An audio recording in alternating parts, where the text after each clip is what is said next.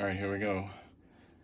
The second to last video. This was probably the hardest one for me to pick as my classic covers. Only 10 out of the 5 years from 85 through 89. I was in full-on comic collector mode as a teenager, early teens, and boy, that was fun. You know, you had a whole you had decades of amazing stuff that you were just learning about from the books, from the, you know, all the way back to, I mean, I wasn't really into Golden Age at that point, but you know, I was aware about the classic Marvel Age beginnings. You know, they'd always refer back to them when you're reading the new books. You had lots of great books coming out. You had lots of new artists coming out. It was a great time. It was a golden period. I feel like maybe 3-4 years ago, it was another golden period where you have a lot of great stuff, current stuff that is cool. Like we had a lot of great comics, collecting, fun, key books, speculating, you know, and like great Marvel movies were coming out. And, you know, the Infinity War wasn't done. You're just like, what's going to come out next? What character are they going to make? What awesome new movie are they going to make? The sky's the limit. And then you had all the past to look at, too. Those are some real golden ages for collectors and just people to enjoy the hobby. But this was certainly a huge one. Huge one, 1985 through 89. So let's get down to it. Most people say if you were born around this time, you're a millennial. And before that was the Generation X. First blockbuster store came out, Back Future, Goonies, WrestleMania 1 came out. I was big into wrestling around 85, 86, 87. I think they call it the golden years. It was right when it started getting on TV, and I had seen it on accident, I think, somewhere, some MTV special. And I was like, what is this? Rowdy Piper. And I know Mr. T from the A-Team, but yeah, it was pretty cool. And then, like, I had a little tiny black and white TV that I, like, had in my room, and I don't know if it was 85 or 80, I think it was in this period. But I was watching late at night. Well, what seemed like late. It was probably like 9 or 10, I don't know. But I remember watching like Macho Man's debut, Saturday Night Main Event, maybe that was it called. But anyway, wrestling, it was just, there was a lot of fun at that time. Lots of great music. What do we have for music here? It's hard to believe, yeah, that this, I thought this was earlier 80s, but Take On Me, that crazy song. I loved that video, it was good. We Are the World. Those were 85, I believe, yep. And this, Motley Crue, Smoking in the Boys' Room. Remember that? I mean, MTV was huge, right? TV, I was a latchkey kid. I had an hour to an hour and a half, maybe 1 to 2 hours every morning and every night after school.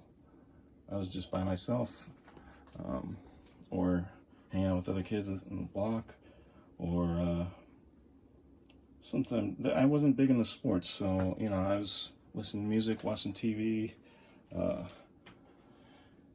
My house was the castle, man, and there's some interesting studies about what that did to our generation.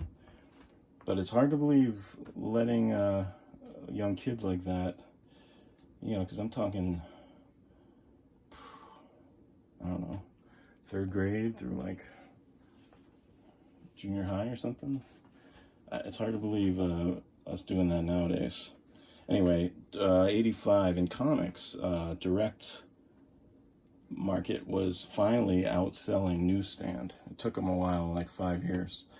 Do I have any comics from 85 in my top 10? I don't. It's like I start with 86. So 86 happened. What happened? What was I listening to? Oh yeah, these guys were huge on MTV. I had never heard of them till then. Bon Jovi, a lot of great hits on that album, as with this. Although, wait, this might have been, that was, oh no, this is 87. Jumping the gun a little bit. But we all knew it was coming. So 86, Chernobyl happened. The Challenger happened, disaster. I remember being at school and seeing that live. It didn't quite, didn't have as much of an impact as you'd think it would as an adult. But as an adult, thinking about, wow, kids saw that live. Wow, they must have been messed up. But, I had seen a lot of deaths on TV already, like real deaths, assassinations and whatnot. I didn't have a huge attachment. It just seemed like that's just what happens. But I didn't have any real close relations to death. I think that it didn't make as much of an impact as, say, getting my first Nintendo did, at that time, or watching WrestleMania 2. That was fun. My friend, believe that was the one that my friend, I went with him. We went to this huge maybe a stadium or something, and watched it closed circuit television or something. So it was a massive screen, and there was just chairs in this whole stadium. And I remember everyone was smoking in there. It was like super, super smoky. I smelled so bad of cigarettes. My mom was like, what the hell? Where did you guys go? But yeah, I remember that. I had never been to something like that. But that was really fun. My friend Brian took me. He was a cool kid. He had some great Nintendo games there too. But what else came out?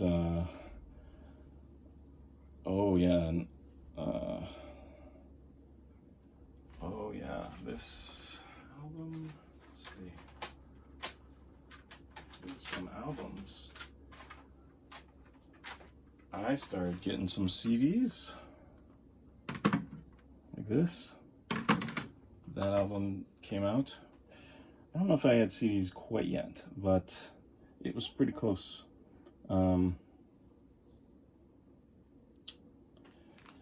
Okay, that was 86.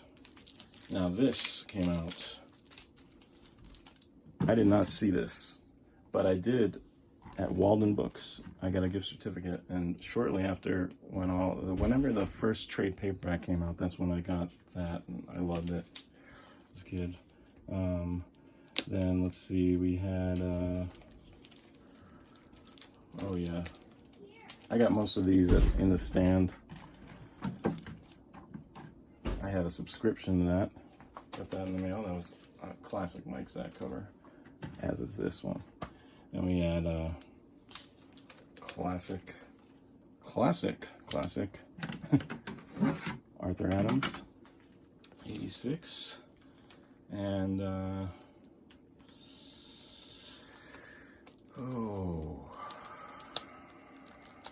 where is it? Oh yeah, classic, right? So classic. Then 1987, there was a Black Monday stock market crash, I guess.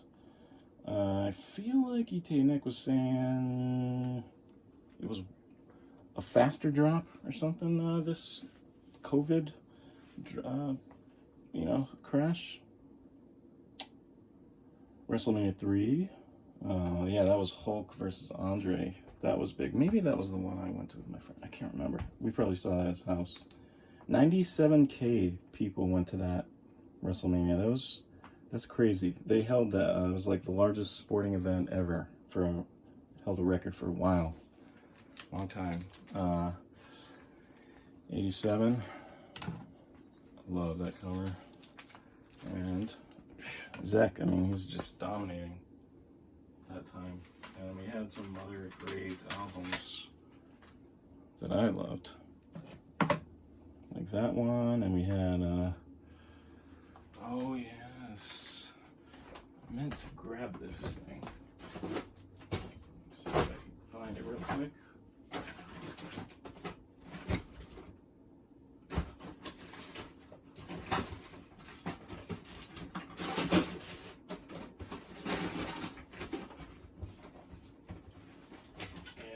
Here we go. Glad I found that.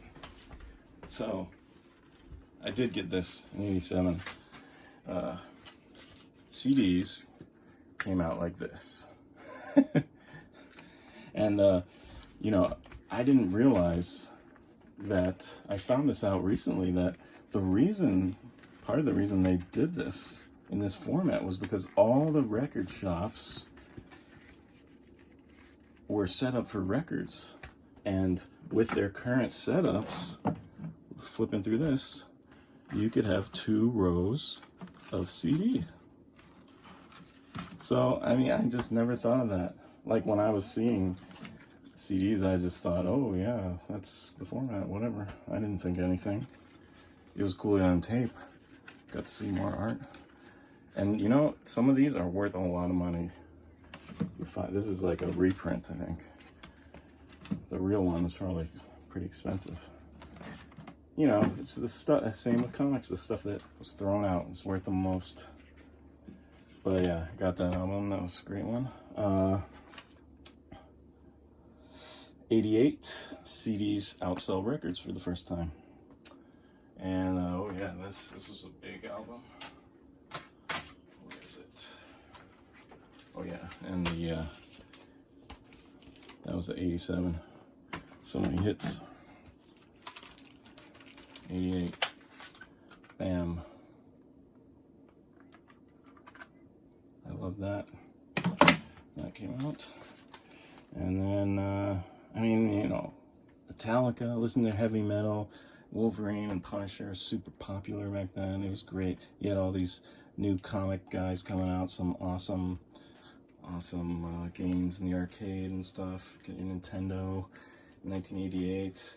Oh yeah, this came out. Classic. And you had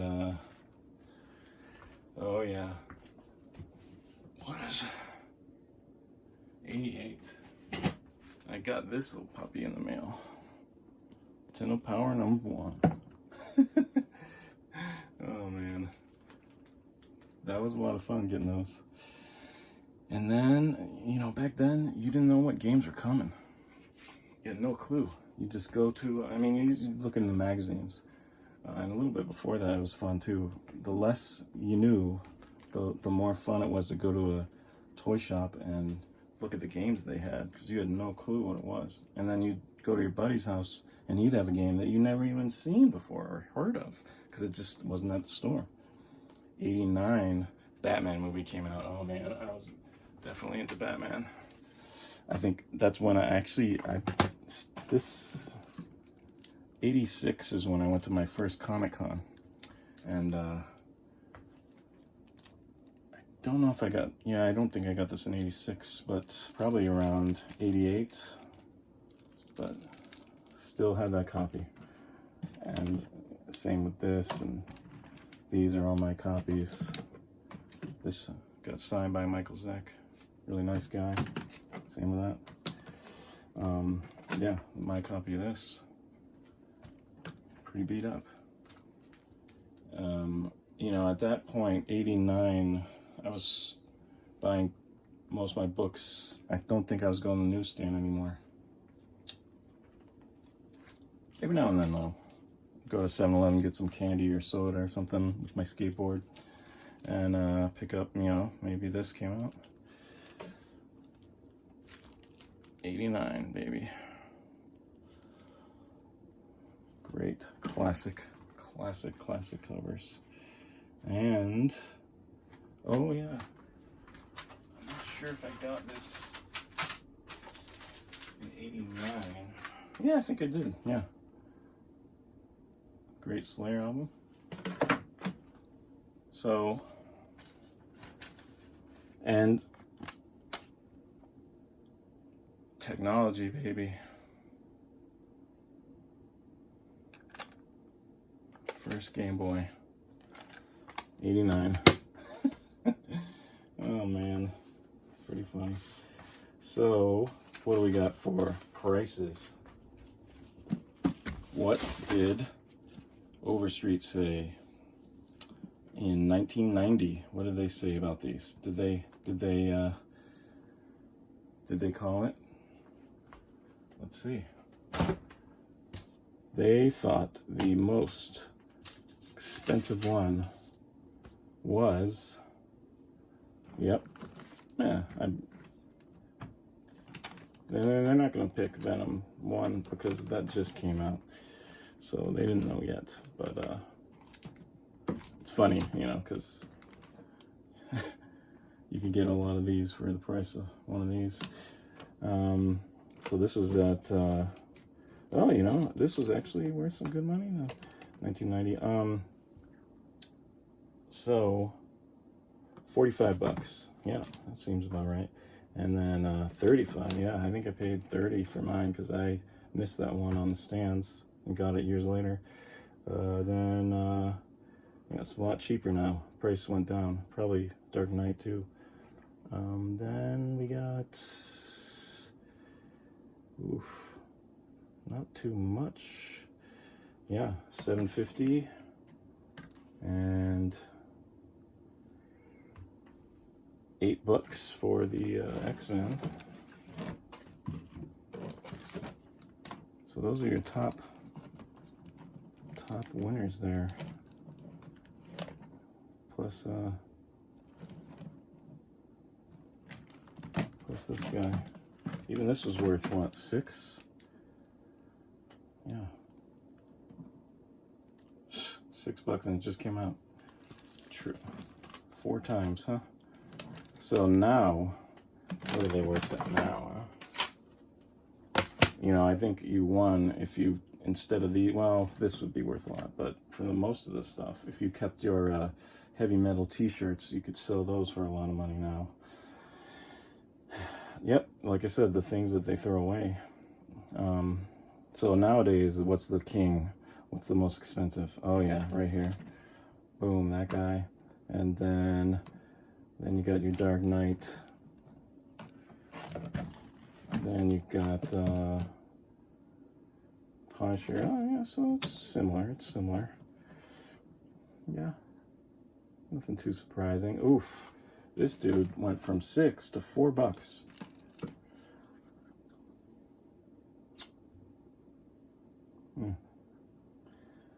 All right, well, anything else came out? Nothing that exciting. Let's see.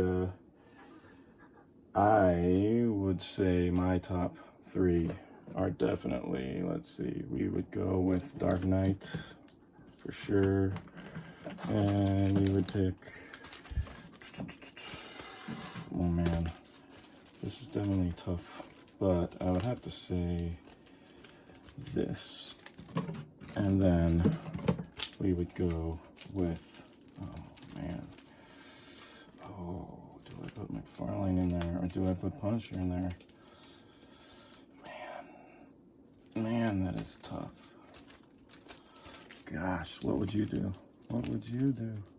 I'd have to say classic cover, classic.